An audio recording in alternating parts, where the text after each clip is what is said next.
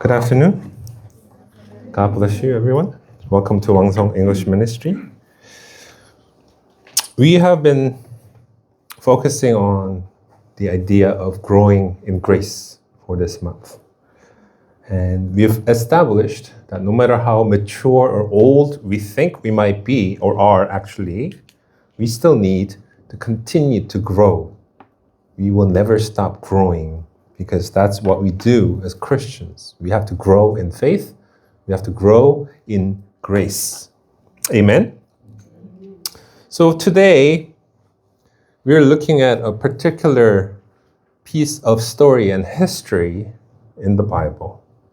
And I know for some of us, it's a little confusing because his name is very difficult to pronounce. How do you pronounce this name correctly? In Korean, it's Nehemiah, which is pretty close to the actual word, but you know how English is. I'll give you a hint. The H is silent. So, N-E, how do you read it? Ni. Oh. And then, because the H is silent, N-E-E, how do you read that? Ni-o. Nehemiah. There you go. Nehemiah. That's how you properly say his name in English. In Korean and in the original term, Nehemiah is closer actually. Because Korean named it after the actual sounds. That's why a lot of the names are very similar to the actual word. But in English, they changed everything according to what they want. So it's read Nehemiah. Nehemiah. So Nehemiah obviously is rebuilding. Not building, but rebuilding. Focus on that, right? So have you ever started something, like a project or something that's really important, fairly difficult maybe, or maybe you were meant to do it or called to do it, whatever it might be. And then after you started, you faced opposition, right? Something started to not go your way. Someone or something started to oppose you. Criticism, discouragement, right? Failure. Voices saying, give up. It's not gonna work. You can't do it. It's never gonna work. You might as well just cut your losses and stop right here. Who do you think you are? You're in way over your head. Either your own voice somewhere, or somebody even close to you that you trust, is saying you can't make it, can't do it. This is exactly where we find Nehemiah today. He started something really, really important, and he felt that he was called to do. So he started. And then as soon as he started, the opposition came, right? They started to discourage him. Not only that, they started to mock him. Not only that, in today's text, as we read, they started to threaten him.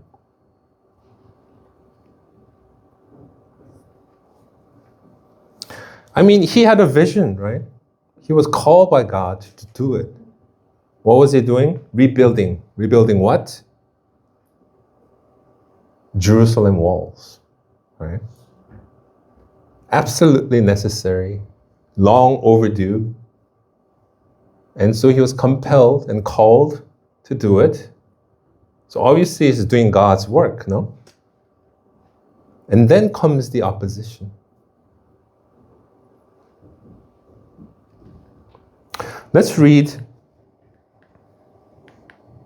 verse 14 together. Don't be afraid of them. Remember the Lord who is great and awesome, and fight for your families, your sons and your daughters, your wives and your homes. This is verse 14, which is the end of the chapter that we read, the passage that we read, but certainly not the end of the story. This is what Nehemiah says to the coming of the opposition. So the opposition came. So when Nehemiah answered the call, and Jerusalem had no walls. For how long? Yes, cheat. It's on the board. 140 years. It's not a short while. 140 years. That's a few generations. They were without any protection, if you think about that. Maybe that scope doesn't really get to us, right? Because we don't live within walls anymore. But you know what? We actually do. We have doors and windows and walls, but we live inside a house. I'm sure all of us live inside a house, right? Imagine you went home today, the front door is missing. It's just a hole in the wall. Or your window is gone. Today is raining. I don't know if it stopped. But rain or wind or snow, whatever it might be, just gets all in. Anybody who walks by, they can walk in at any second if they want to, because there's no door or walls or windows. That's the state you're living in. Can you live in that state for at least one night? Hardly, right? Israelites had to live like that for 140 years. 140 years. Who is Nehemiah? He was obviously a Jewish man, an Israelite, but he did not live in Israel. He did not. He lived in Persia. Just like Daniel and his friends and many of the prophets, he was the children of the people that were taken as prisoners back to the empires, either Babylon or Persia or many of the great nations. They came whenever they wanted, destroyed Jerusalem and Israelite, destroyed the temple, destroyed the walls, obviously.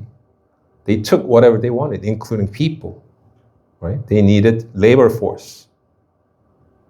So most of them became slaves, obviously. The smarter ones, like Nehemiah or Daniel and his friends, they worked as an official in the government.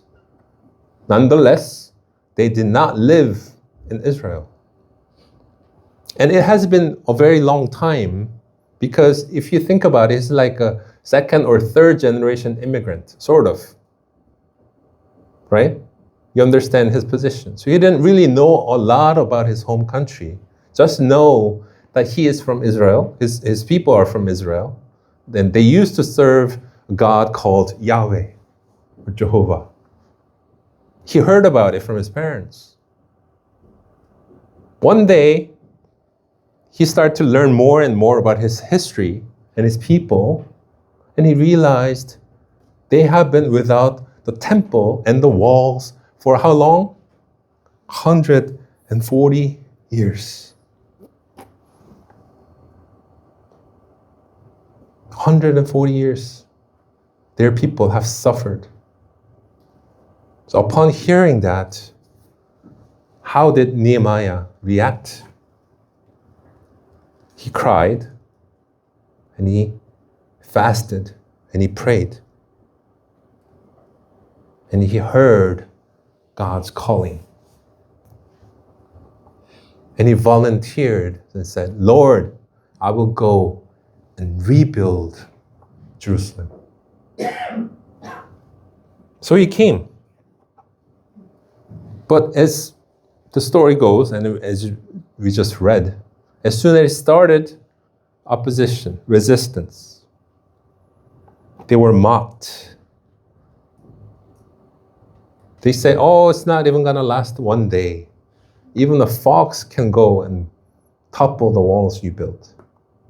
They started mocking him. And then they started threatening him, saying, we will destroy everything you've done. We will kill you and take your family. So even his own people, as we read today, his workers began to lose heart, lose strength. A serious situation. Right? Verse 10 says, the strength of the laborers is giving out. Why is it so important to rebuild the wall of Jerusalem? Because it means more than just stone and mortar. It means safety, identity, dignity. They were exposed without him, threatened, attacked. So Nehemiah came to serve the people of Israel and serve God by rebuilding the walls. And so, a lot of people came with him. And people that were still in Israel, they came together to work together. And verse 6, which we didn't read, says, they worked with all their heart. So people were behind that idea because obviously they desperately needed protection. They desperately needed to rebuild Israel, Jerusalem especially. But the fear is real. Sanballat and Tobiah, other people that were their neighbors, supposedly, their enemies, to be exact, came and started mocking him at first. And they started threatening him. And they were ready to strike. Why? Why? Because from their perspective, once the Israelites gain protection, like a wall, right, they would regroup, re-strengthen themselves, and it would be harder for them to invade, to root whenever they wanted, like in the past. That's why the threats were real. The wall is still being built, but now the workers are exhausted. They're losing heart. Fear versus being ruled by fear. So the threat is real. They were right there. They're not threatening from afar, but they actually came right up to the walls, ready to strike. So very imminent danger. 바로 코앞까지 와 있는 거예요. 나를 대적하는 우리의 상대가, 적이. 약 올리고 놀리는 걸 넘어서서 이제는 위협하고 바로 공격할 태세랍니다. What happens? Something like an opposition comes, you either crumble, you give up, or you resist it, right? You do not surrender to it. Obviously, Nehemiah decided on the latter. To his credit, and there is something we must learn from him, Nehemiah had faith. We know that much because obviously he had to be a man of faith to answer God's call, come all the way from Persia, risking his life and his wealth and everything else to rebuild the wall. It takes not only a lot of strength, but a lot of money too, right? They need the materials. They need to feed the workers. It costing him a lot. Yet he volunteered, right? Said, Lord, I will go. I will rebuild the walls. So he was a man of faith and action. He didn't just say, oh, I'm just going to send some money over. I'm just going to pray and someone will come and build the wall. No, he didn't do that. He was a man of action. He actually came himself. Action. Not only that, when the threats come, he didn't just pray, which is important that we must pray when there is danger. We must pray for protection. We must pray for guidance. Sure. But he didn't stop there. 기도만 한 것이 아니에요. What did he do? He stationed guards. he divided the workforce into two parts. So half would be armed with the sword and spear and shield, and they would protect the workers. Half would work hard, and then they would switch, right? So they never stopped working while being protected. This is really important.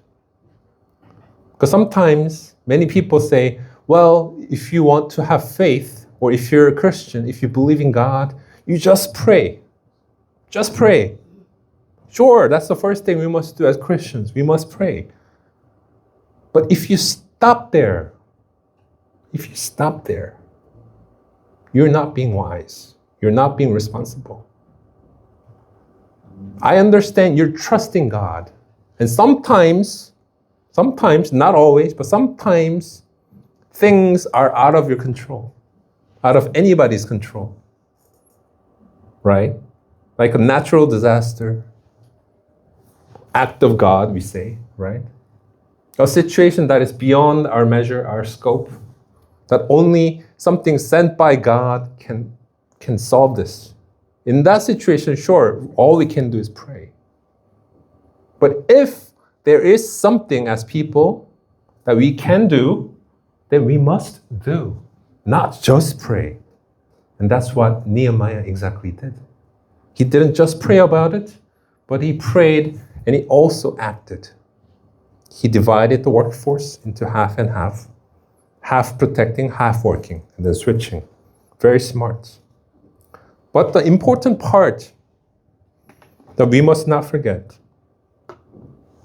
how did the Israelites get to this point? How? If you remember from Abraham, if you follow the story, right? God blessed Abraham and his descendants, Isaac, Jacob, and the 12 sons, and the 12 tribes of Israel. They prospered, but because of the famine, they went to Egypt and became slaves, right? For 400 years, they were slaves in Egypt. And finally, God sends Moses to deliver them. So they did. They were freed from their bondage. What happens? Happy ending? No. They disobeyed God, did not trust God, spent another 40 years wandering in the desert. Finally, they entered the land that was promised, Canaan. And they had to go through many, many battles. Some they lost, but most they won. Why? Because God was with them. That's how they carved their space, their land, in the land of Canaan, right? Destroying and defeating all the enemies that they faced. Trusting and being guided by God himself. That's how they got the spot. And then they started to prosper. They become a kingdom of Israel, right? What happens then? When things were going good, right, they're prospering, they start to forget. Forget about who? About God. God who delivered them. Once they started to forget about God, they became weak. And people, enemies, that have been looking for their chance to get back, saw the opportunity. And they started attacking left and right, up and down, day and night. One nation, many nations, sometimes together, plundered, killed, taken prisoners, walls crumbling, temples ruined. Why? Because they forgot about God. They forgot. Nehemiah says, remember the Lord. It's like saying, hey, don't forget about God. Not just a speech. He's saying, remember who he is. Remember how we got here. Remember what happened to the once mighty Israelites. Once people who were actually led by God, conquering all the enemies in their path. being the fear of many, being respected. Now they're nothing. Now they're at the bottom. They're barely surviving. The same God who parted the Red Sea, the same God who brought down the mighty walls of Jericho. Nehemiah is reminding them that God is still in the throne.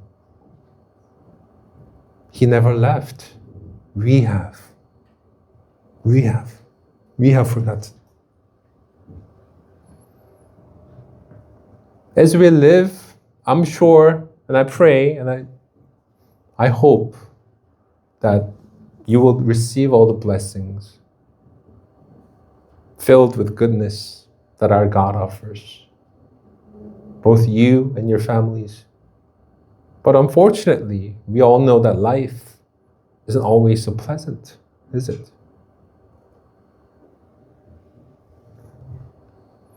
There comes a time of hardship, personal, social, economical, physical, emotional, whatever the case might be.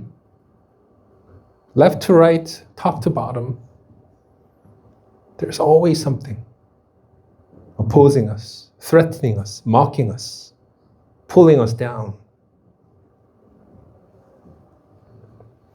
In moments of crisis, we forget. We're so focused on the problems itself that we forget who is still in control, who is still looking after us. Nehemiah commands is saying, stop looking at their army. They can say whatever they want. They can do whatever they want. We will not focus on them, but we focus on Him. Don't stare at Sanballat.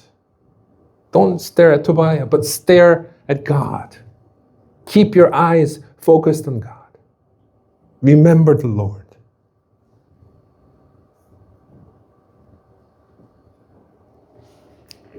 The Hebrew word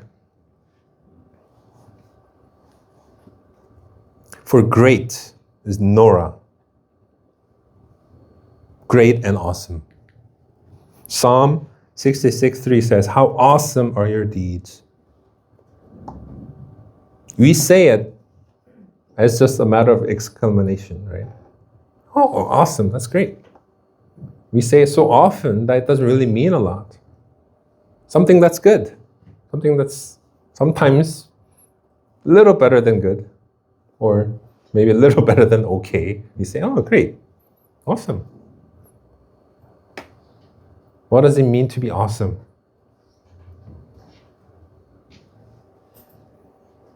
It means to be in such an awe that we are shocked. Can't even move because it's moving us.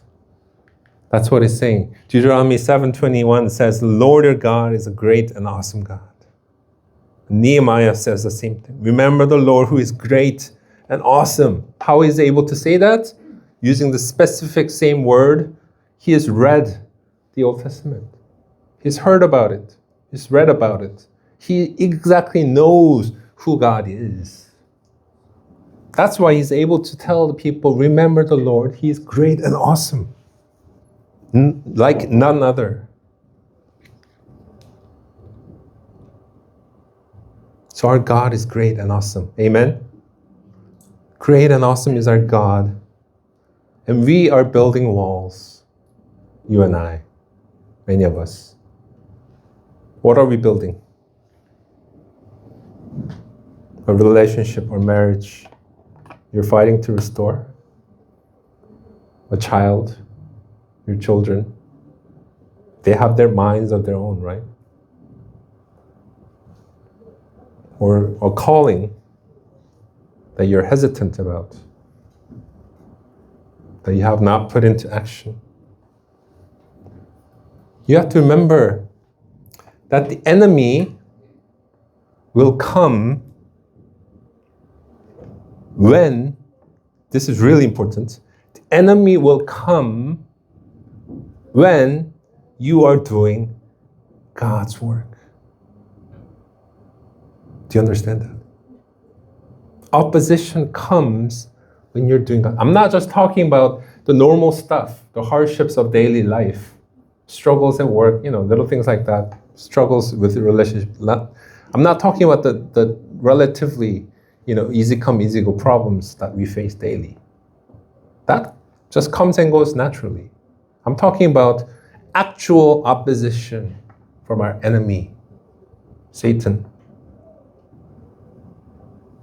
If I ask you, how are you doing? What would your answer be? Oh, I have little problems here and there, nothing I can, fix or take care of. I have little problems here and there, but overall, I'm just doing good. That's great. But I've heard people say, oh, everything's so great, Pastor. Nothing can be better. I'm so blessed. No problems whatsoever. Everybody's healthy, everybody's wealthy, everybody's doing so well. That's great. Awesome. But is it really? You have to think about that. If you face no oppositions in your life, and listen very carefully for this, if you do not face any oppositions in your life, maybe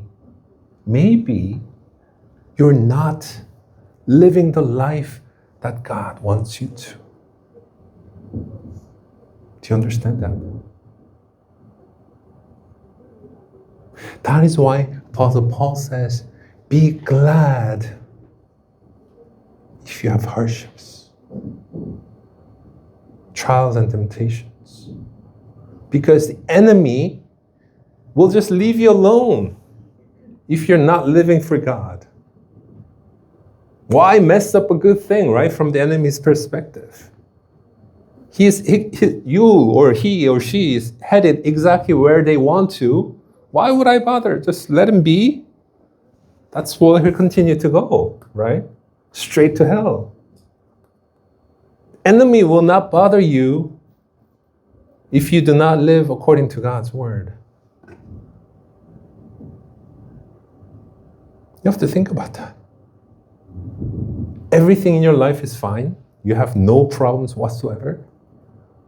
Maybe you're not answering God's call.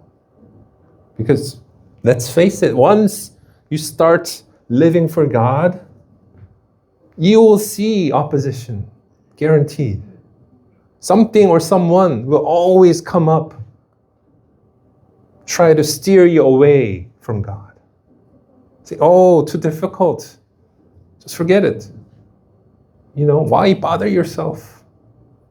Just relax, enjoy life.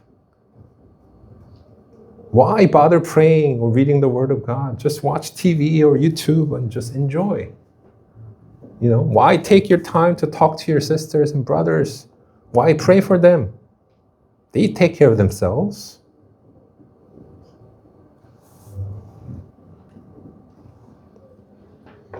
The enemy's tactics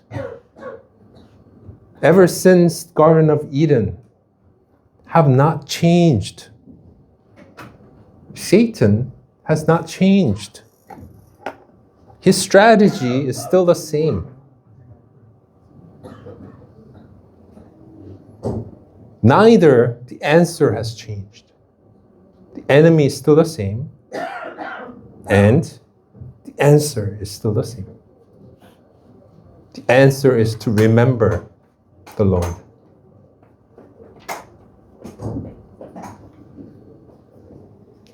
And then Nehemiah gives them the specifics. Why should we fight and stand our ground? For your families, for your sons and daughters, your wives and your homes. He's putting a face on it. If we do not complete this project, we will go back to being picked on by everybody else. Nobody will respect us. We will have no protection. We will be worse than before. Fight for the next generation.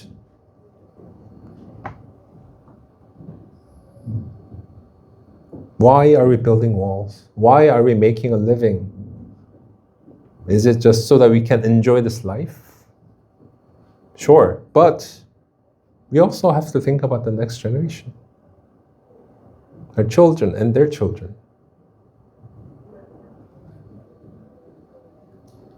What is it that you really want for them?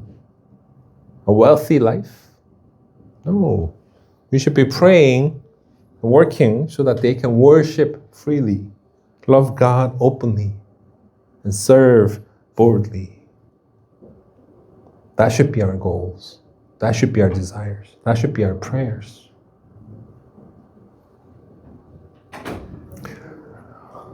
So Nehemiah put into action. He did not give up. He did not get scared. He remembered God. He remembered who he is. And within 52 days, he rebuilt the wall after 140 years.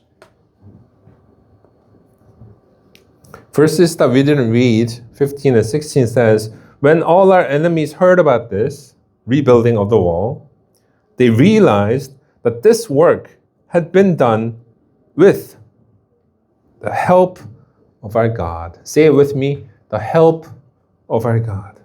Once again, the help of our God. Amen.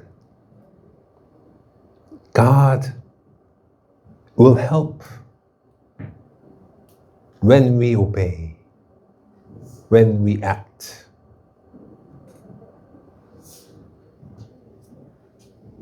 So 3 invitations this week. First, name your wall. What does that mean? What has God called you to build? What are you working for? What are your goals and desires? You have to write it down. Second, name your sambalat, your opposition. What opposition or fear is telling you to stop? Or someone. Write it down. You have to call it by name.